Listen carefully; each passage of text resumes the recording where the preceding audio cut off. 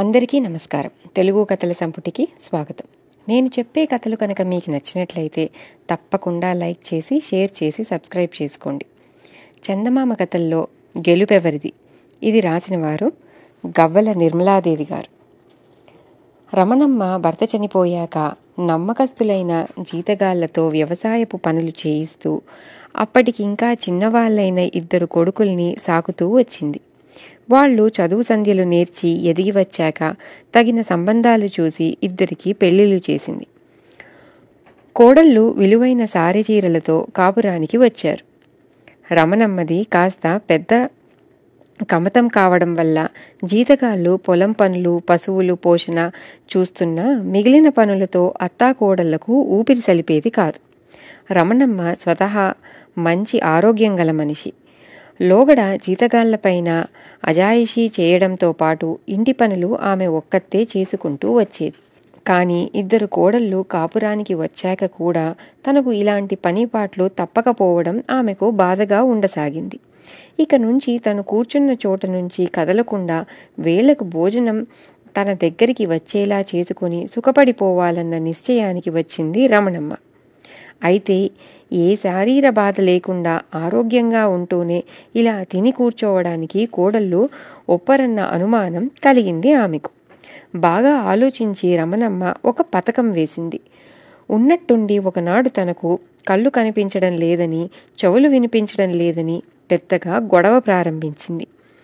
కొడుకులు తల్లి స్థితి చూసి కంగారు పడిపోయి ఆమెకు పూర్తిగా విశ్రాంతి అవసరమంటూ ఒక గదిని ప్రత్యేకించి ఆమె మంచం దిగకుండా కట్టుదిట్టం చేశారు. రమణమ్మ తన ఎత్తు పారినందుకు చాలా సంతోషించి వేలకు కోడళ్ళు తెచ్చిపెట్టే భోజనం తింటూ కాలక్షేపం చేయసాగింది.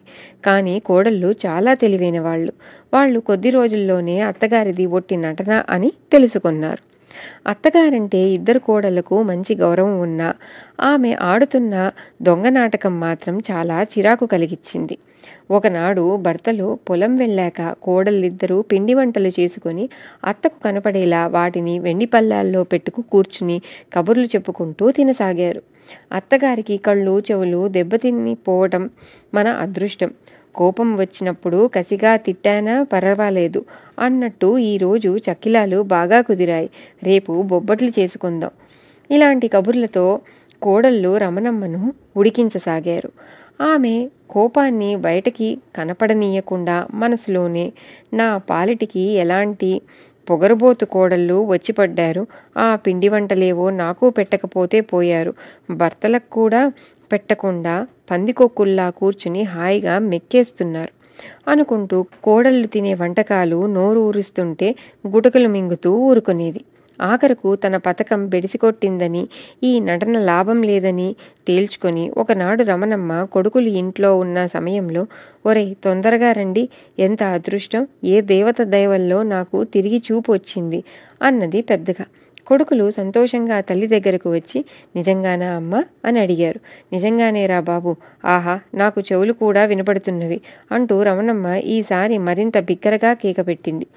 ఇంతలో కోడళ్ళు అక్కడికి వచ్చి, మనం ఎంత అదృష్టవంతులో, ఓపిగ్గా ఇంటి పనులన్నీ చేయగల ఆరోగ్యం ఉన్న అత్తగారికి హఠాత్తుగా చూపు పోవడం, చెవులు వినపడకపోవడం ఇన్నాళ్ళు ఎంత బాధగా ఉన్నదో అని రమణమ్మను చెరొక చేయి పట్టుకొని, అత్తయ్య ఇక ఈ గది మంచం వదిలేయండి, త్వరగా చావిట్లోకి వచ్చి కాస్త బియ్యం చెరగండి, అవతల పొయ్యి మీద ఎసరు మరిగిపోతున్నది అన్నారు. రమణమ్మ మారు మాట్లాడకుండా చావిట్లోకి వచ్చింది.